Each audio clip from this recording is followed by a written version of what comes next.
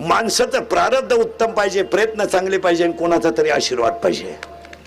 माणूस आयुष्यात कधी मोठा होत नाही. कोणी उठायचं आणि काही करायचं बापाची पेन नाही. आणि म्हणून ह्या माणसाच्या प्रारब्ध उत्तम आहे, प्रयत्न चांगले आहेत आणि कोणाचा तरी आशीर्वाद आहे. आणि तो 12 वर्ष आशीर्वाद साईबाबाने त्यांना दिला. अपयश जीवनात किती येऊ द्या, खचून जाऊ नका, एक दिवस यश येणार आहे. हे इंदुरीकरचं वाक्य आहे. पटलं का म्हणा? अपयश आला ना येऊ द्या, पण जर खचून जाल तर मराल आणि प्रयत्न कराल तर यश सापडेल.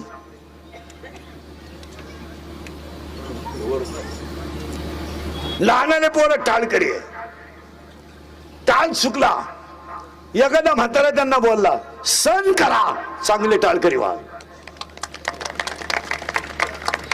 पखवाज शिकायचंय लोक